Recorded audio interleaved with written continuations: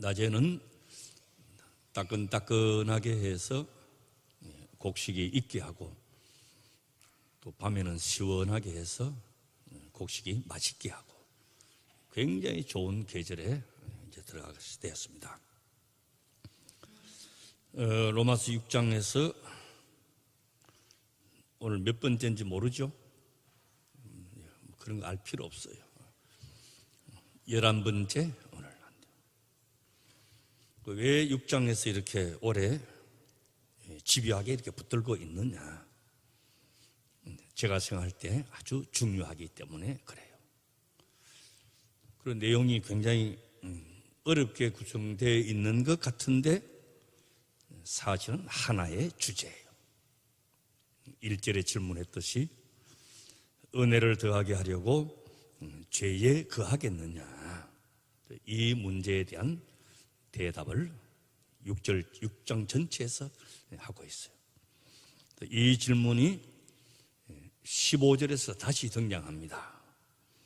우리가 법 아래 있지 아니하고 은혜 아래 있으니 죄를 지으리요, 그럴 수 없다 말씀하고 있어요. 은혜로 값없이 구원을 얻었으니, 또 우리가 하나님의 자녀가 되었으니 내가 치른 것은 아무것도 없어요. 내가 지불한 대가도 없고 무슨 공로를 세운 것도 없어요. 자, 이러나 저러나 손해볼 것이 없다, 이런 어리석은 생각에 대해서 지적하는 것도 여기에 포함되어 있어요. 아주 옛날 제가 읍내로 이제 중학교, 고등학교 다닐 때 아침에 걸어갔다가 저는 이제 걸어오고 하는데, 가는 데만 꼭 8km였어요. 20리, 왕복하면 40리, 매일 걸었어요. 또 가다 시내가 있으니까 또 시내는 바지 벗고 또 이렇게 건너가서 건너오고, 그래 여학생도 있고는 다 벗을 수는 없고 하나만 남겨놓고 했는데, 이게 이제 다 젖어가지고 하루 종일 꿉꿉해. 마를만 하면 또 다시 건너와야 돼요. 이제 그렇게 했는데,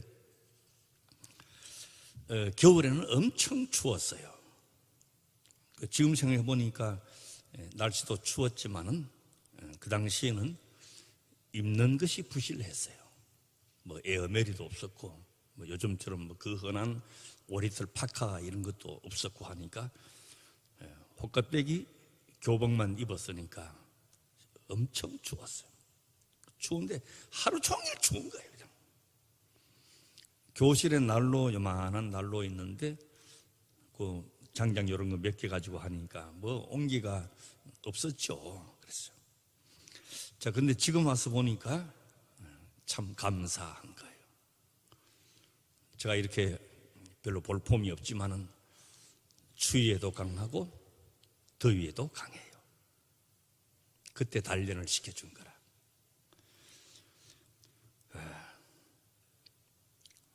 또 그 먼 길을 걸어서 왔다 갔다 했으니까 얼마나 단련되겠어요. 지금 보니까 정말 무릎 아픈 사람, 허리 아픈 사람, 무슨 당뇨, 고혈압, 무슨 나무 이빨, 눈도 잘 안 보인다 그러고, 아이고, 나는 그런 게 아무것도 없어. 지금 아무것도 없어요. 얼마나 감사해요. 그 사람의 환경이라고 하는 것은 절대 좋은 것도 없고 절대 나쁜 것만 있는 것도 아니에요. 그때는 몰랐는데 지금 와서 보니까 너무너무 좋은 환경이었어요. 그때는. 그때 이미 다 단련시켜 주시고 그렇게 했어요. 뭐 괜찮죠? 이렇게. 자, 요즘 이제 더운 날, 이제 늦여름이 되면 학교에서 이렇게 돌아오는데 노는 게 없었어요. 그런 냇가에 가서 이제 물놀이하고 노는 거예요. 고기도 잡고 이렇게 하는데, 자, 모욕을 하다가 애들이 이제 황토로 막 있는데도 막 바르고 이래가지고 나무 참외밭에 가서 참외도 따오고 탱자나무 울타리 비집고 들어가가지고 사과도 막 따오고, 그래 한창 먹을 때니까 물에 막 띄워놓고 먹는 거예요. 내가 먹을게 안 먹을게? 나는 안 먹었어요. 얼마나 먹고 싶을 때가 많은 그때예요. 왜 안 먹었느냐? 나무꿀 따왔으니까 안 먹었어요. 물어봐요, 가서 먹었나 안 먹었나. 진짜 안 먹었다니까. 훔쳐온 것이기 때문에 안 먹었어요. 자, 은혜 안에 있으나 은혜 밖에 있으나 뭐 먹었거나 안 먹었거나 손해볼 것이 없지 않고 본전 아닌가. 자, 이런 것을 이제 잘못된 것이라고 지적하면서 이제 우리는 죄의 종이 아니고 의의 종이 된 그 성도의 삶을 격려하는 말씀이에요. 본문 20절 22절 오늘 읽은 말씀에서 죄에게 종이 되었던 삶이 어떤 모습이었느냐, 이걸 되돌아보면서 의의 종으로 사는 성도의 삶을 격려하는 거예요. 그래서 죄에게 종되어서 살 때의 모습을 기억나게 해서 이제 의의 종된 삶을 성실하게 살도록 권면하고 있는 거예요. 우리가 죄의 종으로 살았고 불법과 세상에 우리의 지체를 내어주면서 살았을 때를 되돌아보니까 두 가지, 하나는 열매 없는 삶이었고 두 번째는 부끄러운 삶이었다. 오늘 본문에서 그걸 이야기하는 거예요. 열매 없는 것하고 부끄러운 삶을 살았다. 그때의 삶의 특징을 자유하였다 표현하는 거예요. 이게 자유라고 하는 것은 내가 하고 싶은 대로 하는 거, 내 마음대로 하는 거, 그런 의미에서 자유라는 거예요. 자유하게 살았다. 여러분, 탕자의 비유를 보면 아버지를 떠나서 재물을 가지고 갔으니까 자유로웠어요. 일찍 일어나라고 하는 사람도 없고 이거 일하라 저거 일하라 하는 사람도 없고 늦잠을 자니 누가 깨어 일어나라는 사람도 없고 밤새도록 앉아도 술을 마셔도 누가 말하는 사람이 없고, 야, 자유다. 좋습니다. 먹고 싶은 대로 먹고 내 즐거운 일을 찾아서 하고. 여러분 보십시오. 아버지를 떠나서 하고 싶은 대로 하는 삶이 자유로 사는데 그 하고 싶은 일은 대부분 아버지가 하지 말라는 일이야. 하지 말라고 하는 그런 내용들이에요. 그러니까 이제 아버지를 떠났으니까 마음대로 합니다. 자유롭습니다. 그러니 이것이 허비하고 탕진하고 허랑방탕하고 부끄러운 삶이라는 것을 그때는 몰랐어요. 시간을 허비하고 재물을 허비하고 인생을 허비하고 아들의 자존감을 허비하고 허랑방탕한 거예요. 나중에 돼지우리에 누워가지고 깨달았어요. 자유로웠는데 그거는 열매 없는 삶이었고 부끄러운 삶이었구나. 돼지우리에 누워서 통 안에 눈물을 흘릴 때에 우리 사람에게는요, 안경도 필요하지만 눈물의 렌즈가 더러는 필요한 거예요. 눈물을 렌즈로 삼아서 바라볼 때에 가치 없었던 것이 가치 있게 느껴지고 옛날에는 하찮게 여겼던 것이 지금 와서는 귀하게 여겨지는 것이, 안경만 낄 게 아니고 그 렌즈도 필요하다는 말씀입니다. 21절에 열매 없고 부끄러운 삶이 20절에서 죄의 모습으로 사는 것이 자유했기 때문이라. 그리고 자유했다고 하는 것을 의미를 깊이 이해해야 되는데, 우리가 운전을 하면 뭐 바쁜 일이 있어서 그냥 빨리 가는데 빨간 신호가 딱 걸려요. 그럼 차를 서야죠. 이거 바쁜데 꼭 신호가 이렇게 걸려. 짜증내죠. 내가 가야 되는데 그 빨간 신호가 내 자유를 빼앗는 것이냐? 아니에요. 신호를 지키는 것은 세계 모든 사람과의 약속이에요. 내가 바쁘느냐 한가하냐 그 관계없이 빨간 신호에는 서고 녹색 신호에는 진행하는 거예요.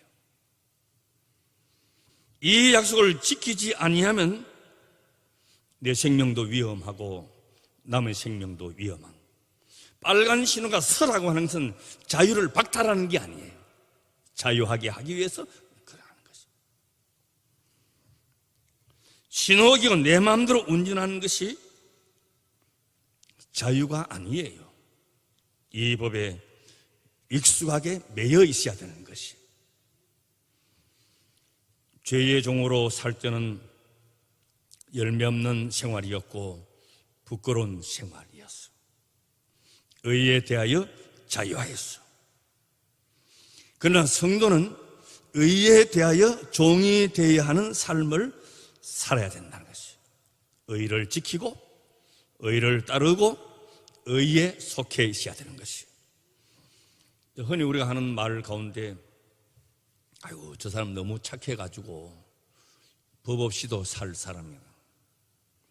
그만큼 이제 착하게 살고 이제 법을 잘 지킨다는 말이죠. 저 사람은 교회는 안 나갔지만은 천당 아랫목에 갈 사람이라 그런 말도 하죠.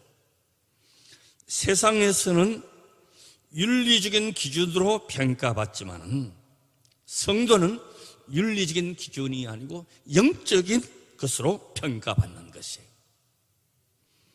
세상 사람들은 착하게 살고 법 없이도 살고 어렵게 산다고 하더라도 하나님의 의와는 관계가 없는 의예요. 착하게 사는 것은 인간의 도리이지만은 하나님의 의는 아니에요. 로마서 10장 1절에서 3절 우리 자막을 한번 다 같이 보겠습니다. 다 같이 읽어보겠습니다. 형제들아 내 마음에 원하는 바와 하나님께 구하는 바는 이스라엘을 위함이니 곧 저희로 구원을 얻게 함이라. 내가 증거하노니 저희가 하나님께 열심히 있으나 지식을 쫓은 것이 아니라 하나님의 의를 모르고 자기 의를 세우려고 힘써 하나님의 의를 복종치 아니하였느니라. 자기 의를 세우려고 하나님의 의를 따르지 아니했다. 자기의 착함, 자기의 의로움, 자기의 정담함, 자기가 열매가 얼마나 괜찮은 사람이냐, 자기 의를 내세우지 하나님이 누구시냐, 나는 하나님 앞에 어떤 존재냐, 진리는 무엇이며 생명은 무엇이며 이런 것은 이야기하지 않아요. 아예 이런 영역이 있는지조차도 몰라요. 자기의 의에 대한 것이고 상대적으로 자기 자신이 저 사람보다 낫다는 그런 의미에서 의이지 하나님 앞에 있는 자기의 의가 아니라고 하는 것이. 예수님이 바리새인과 서기관들을 신랄하게 책망하고 야단을 쳤죠. 예수님 입에서 어떻게 저런 말씀이 나오나 할 정도로 야 이 독사의 새끼들아 그랬어요. 해치는 무덤 같은 놈들아 그랬어요. 왜 이렇게 책망하고 야단을 쳤느냐. 누가복음 18장 9절에서 14절을 한번 다시 읽어보겠어요. 자막 보시면 다 같이 또 자기를 의롭다고 믿고 다른 사람을 멸시하는 자들에게 이 비유로 말씀하시되 두 사람이 기도하러 성전에 올라가니 하나는 바리새인이요 하나는 세리라. 바리새인은 서서 따로 기도하여 가로되 하나님이여 나는 다른 사람과 곧 토색 불이 간음을 하는 자들과 같지 아니하고 이 세리와도 같지 아니함을 감사하나이다. 나는 일회에 2번씩 금식하고 또 소득의 11조를 드렸나이다 하고 세리는 멀리 서서 감히 눈을 들어 하늘을 보지도 못하고 다만 가슴을 치며 가로되 하나님이여 불쌍히 여기옵소서. 나는 죄인으로소이다 하였느니라. 내가 너희에게 이르노니 이 사람이 저보다 의롭다 찜을 받고 집에 내려갔느니라. 무릇 자기를 높이는 자는 낮아지고 자기를 낮추는 자는 높아지리라 하시니라. 바리새인의 의가 바로 그런 것이 하나님과는 상관이 없고 11절에서 나는 다른 사람과 다르다. 그 기준이 다른 사람과의 기준이에요. 저런 사람을 갖지 않고 세례와도 같지 않고 자기의 의고 인간을 대상으로 인간을 기준으로 하는 의란 말씀입니다. 그러나 성경에서 말하는 의는 하나님의 의이고 그 의의 기준이 하나님이시라는 것이에요. 이런 교회 안에서 혹시 내 마음에 안 들고 내가 성질이 나고 그렇다 하더라도 남 욕하지 말아요. 남을 비난하지 말고 여기 해당되는 거예요. 우리는 하나님 앞에 의이지 저 사람보다 내가 조금 낫고 저 사람보다 내가 좀 더 바르고 저 사람보다 내가 조금 더 착하고 저 사람보다 내가 더 일을 많이 했고 바리새인과 세리관들은 언제나 그 기준이 사람이었다면 사람. 그런 세리하고 따로 서서 기도하고 사람과 사람을 구별하는 것이. 하나님을 보실 때는 바리새인 서기관들보다도 저 세리들이 더 어려움을 받았다 말씀하셨어요. 마태복음 5장 3절에서 10절을 다시 읽어보겠습니다. 자막을 보시면서 마태복음 5장 3절에서 10절 다 같이 심령이 가난한 자는 복이 있나니 천국이 저희 것이며 애통하는 자는 복이 있나니 저희가 위로를 받을 것이며 온유한 자는 복이 있나니 저희가 땅을 기업으로 받을 것이며 의에 줄이고 목마른 자는 복이 있나니 저희가 배부를 것이며 긍휼히 여기는 자는 복이 있나니 저희가 긍휼히 여김을 받을 것이며 마음이 청결한 자는 복이 있나니 저희가 하나님을 볼 것이며 화평케 하는 자는 복이 있나니 저희가 하나님의 아들이라 일컬음을 받을 것이며 의를 위하여 핍박을 받은 자는 복이 있나니 천국이 저희 것입니다. 이 팔복이죠. 팔복. 자, 특징이 뭐냐? 전부 하나님을 기준으로 한 것이. 내가 하나님의 의 앞에 서 보니 심령이 가난해질 수밖에 없는 거예요. 사람 앞에 서면 난 니보다 연봉도 많고 가진 것도 많고 이렇게 되겠죠. 하나님 앞에 서는 심령이 가난하고 하나님의 의 앞에 서 보니 나는 죄인이라.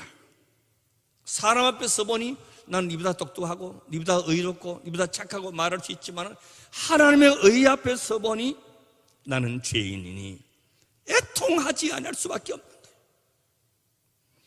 하나님의 의 앞에 서 보니 아무리 내가 잘나고 어렵다고 해도 내세울 것이 아무것도 없어요.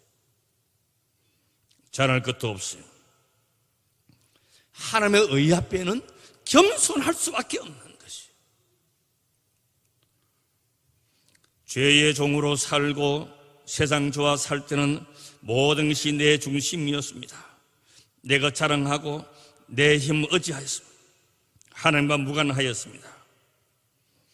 하나님의 의 앞에 하나님을 바로 알게 되었을 때 하나님과 화목한 자리에 서게 된 것이. 옛날 어느 황제가 평상복을 입고 민심을 살피기 위해서 나아갔어요. 경호원들과 수행하는 그런 신하들도 다 농구 차림을 하고 멀찌감치 이제 따라가는 거예요.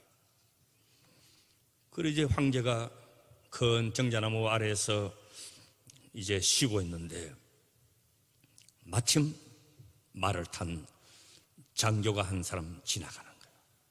보니까 훈장도 여기 막 달고 번쩍번쩍한 계급장도 달고 큰 칼을 차고 제복을 입고 나무 그늘에 와서 말에서 떡 내리더니만은 그 촌 노인 보고 하는 말이 보니까 소령이야, 소령. 어이 자네 군대는 갔다 왔냐? 군대 갔다 왔으면 계급은 있었냐? 물었어요. 거만하게 물었어요.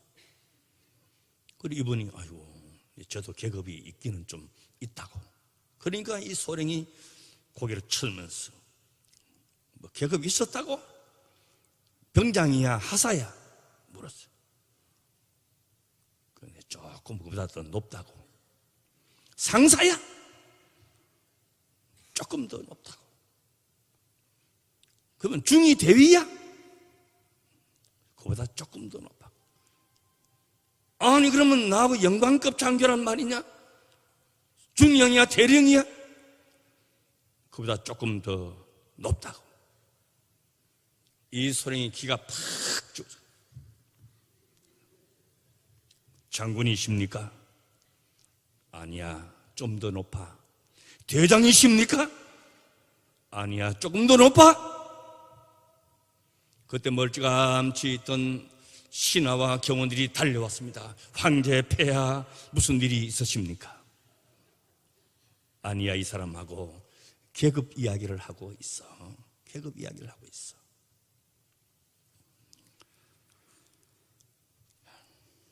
그 사람이 니콜라이 황제였답니다. 그 일화 가운데 그런 것이 있어요. 하나님의 거룩하심과 의 앞에 우리가 언제나 겸손해야 되는 것이에요. 황제 앞에 소령, 대장 아무것도 아니에요. 지금 내가 건강하다면 겸손하게 일하라는 것이에요. 지금 내가 가진 것이 있으면 주님의 사랑을 기억하면서 일하라는 것이에요. 지금 내가 재주가 있으면 하나님이 주신 달란트인 줄 알아야 되는 것이에요. 지금 내가 몸이 아프면 크신 하나님의 사랑과 은혜를 경험할 수 있는 기회이기 때문에 또 감사해야 되고, 그러나 하나님의 모르는 사람은 이 은혜를 상상도 못하는 거예요. 21절에 죄의 종으로 살던 때의 모습을 아까 말씀드린 대로 두 가지라 그랬잖아요. 첫째 특징 열매 없는 삶이라. 사람은 누구나 이제 행복을 추구하고 이제 만족을 구하는데, 그런데 그 삶을 가만히 살펴보십시오. 행복하고 만족한 삶의 내용이 뭐냐는 거예요. 기껏 해봐야 명품 옷, 비싼 자동차, 봉다리 커피 말고 좀 비싼 커피 마시는 거, 고급 식당 가서 밥 먹는 거, 고급 주택에 사는 거, 외제차 타는 거, 이런 정도예요. 이게 행복하고 만족한 삶이라고 하는 게 기껏 이런 내용밖에 없어요. 모든 광고도 전부 그런 쪽으로 집중하고 있습니다. 미각적인 거, 청각적인 거, 시각을 즐겁게 하는 것이 전부 다 행복한 삶의 내용이 되어 있어요. 그 우리는 왜 불행하다고 생각하느냐? 가진 것이 없고 그렇게 살지 못하기 때문에 불행하다고 느끼는 거예요. 불행이 있는 듯한 느낌을 받는 거죠. 세상에 유행이라고 하는 게 참 많죠. 유행을 또 한번 생각해 보십시오. 유행이 뭐, 이 넥타이가 이만큼 넓어졌다가 또 이렇게 좁아졌다가, 이 카라도 커졌다가 좁아졌다가, 여덟 치마 길이가 무릎에서 한 뼘 올라갔다가 또 발목까지 내려왔다가, 뭐 머리가 어떻게 됐다가 길어졌다 짧아졌다. 이런 유행은 절대적인 것이 아니기 때문에 계속 돌고 도는 거예요. 유행이 자주 바뀌는 것은 왜 바뀌느냐? 그 내용 하나 가지고 사람이 만족하지를 못해요. 만족하지 못하기 때문에 그 유행을 변화라고 하는 것으로 덮어 씌우는 거예요. 모든 업자들이 영업이익을 올리기 위해서 자꾸 유행을 만들어내는 거예요. 좁았다가 넓었다가 길었다가 짧았다가 올렸다가 내렸다가, 그래야 자꾸 매상도 올라가고 영업이 되지. 하나 가지고 사람이 만족하지를 못하는 거예요. 바람 부는 대로 부평조처럼 이리저리 흘러가는 거, 유행에 못 따라가면 큰일 나는 줄 알지만 사람이 유행에 자꾸 끌려가는 거예요. 절대적인 목표나 축적된 삶이 아니기 때문에 열매 없는 것이. 그 유행이라고 하는 전부 다 눈을 즐겁게, 귀를 즐겁게, 입을 즐겁게, 유행에다 그거밖에 없어요. 두 번째, 죄의 모습을 살 때의 특징은 부끄러운 삶이라 그랬어요. 우리 사회 현상이나 변화의 단계를 보면요, 발전기가 있습니다. 우리나라도 60년대, 70년대 잘 살아보세요. 그래서 구로공단에 애완도 있었고 산업화의 여건이 땀을 흘렸습니다. 그 다음에 찾아오는 것이 안정이고 행복이요, 더 발전된 사회를 만드는데, 그 다음에 뭐가 찾아왔느냐? 타락기로 접어들더라는 거예요. 발전이 정신적인 토대, 철학적인 기반, 도덕적인 것, 신앙적인 것 바탕이 되어져야 하는데, 이런 것이 없이 발전하니까 부흥기로 가지 못하고 타락기로 가더라는 거예요. 여러분, 세계 역사를 봐도 어제 광복 72주년이잖아요. 72년 만에 이렇게 바뀐 세상이 된 나라가 없습니다. 역사가 없습니다. 짧은 기간 동안에 한강의 기적을 이루었고, 여러분 6.25 당시에 우리나라 국민 소득이 얼마였느냐? 65달러였습니다. 65달러. 지금 3만 불 가까이 되어 가는데 엄청난 변화되죠. 그러니까 짧은 기간에 이렇게 된 거는 좋았지만은 정신적인 기반, 철학적인 기반, 도덕적인 기반, 신앙적인 기반의 바탕이 없어지니까 모든 것을 다 노는 거, 쾌락적으로 전부 이런 쪽으로만 타락기로 바로 가버리는 것이, 이게 우리 사회의 현상이에요. 이런 모든 축제에 가보면, 여기 무슨 마토 축제니 무슨 축제 해도 내가 상인연합회, 시장, 국회의원 만나면 맨날 그래요. 그 무슨 문화가 있느냐? 술집 문화지.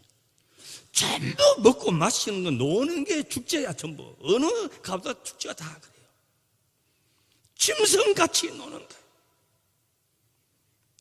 심성이 있고 인간성이 있어야 되는데 다 없어버렸어요.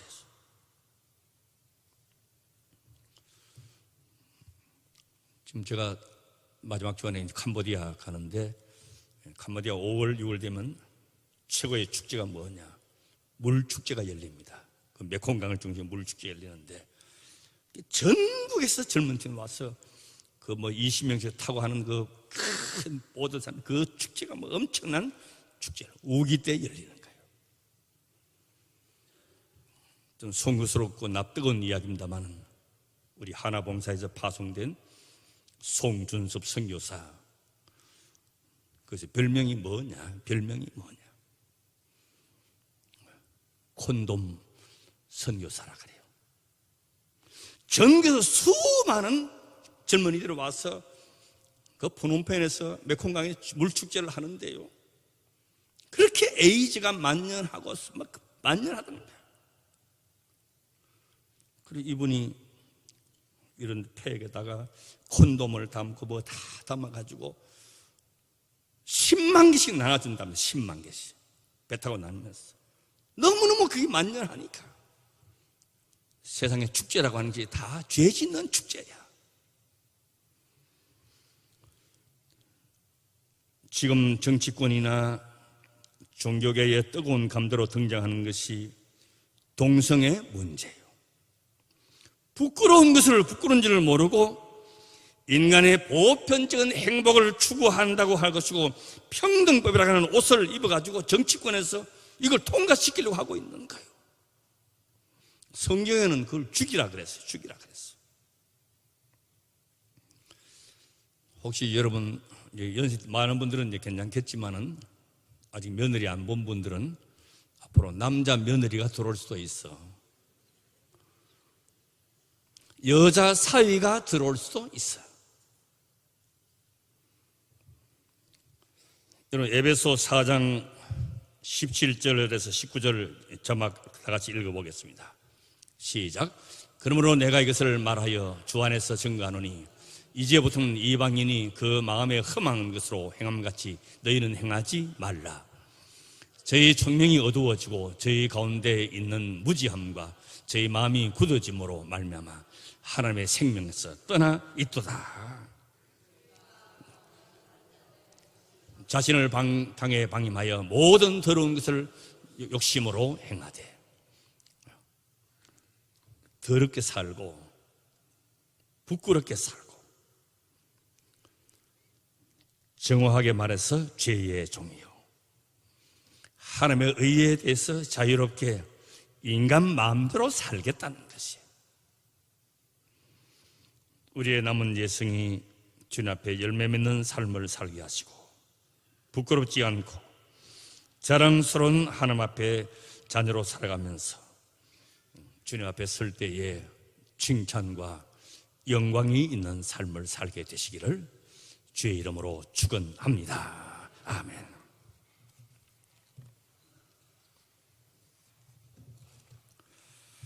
우리가 은혜에 더하려고 죄에 거하겠느냐? 그러고 하나님의 자녀가 되었사오니 의에 거하는 자로 살게 하시고 다시는 죄를 짓지 말게 하옵시며 죄가 나를 다스리지 아니하고 이제는 죄의 종에서 의의 종으로 하나님의 다스림을 받고 하나님의 거룩하심을 유지하며 하나님의 의를 실천할 수 있는 우리들이 다 되게 하여 주시옵소서. 세상이 72년 해방의 역사 가운데 짧은 세월 동안 엄청난 부흥과 발전을 가져왔지만은 인간성은 발전하지 못했고 도덕성도 발전하지 못했고 신앙심도 발전하지 못했고 하나님의 의의 진보도 없이 타락기로 접어들어가는 시대에 저희들이 살아갑니다. 주님, 교회를 하여금 그러한 성도의 삶이 유지되게 하여 주시옵시고 우리의 가정과 어린 자들과 청소년들과 우리 사회 안에 주의 거룩함이 드러날 수 있는 복된 심령들이 되게 하여 주시옵소서. 이제는 더위는 물러가고 땅의 소산이 풍성하여서 연걸어가는 이 계절에 저희들이 열매 없는 삶이 아니라 창고에 드릴 수 있는 열매 맺는 알곡 같은 성도 되게 하여 주시옵소서. 예수님의 이름으로 기도드리옵나이다. 아멘.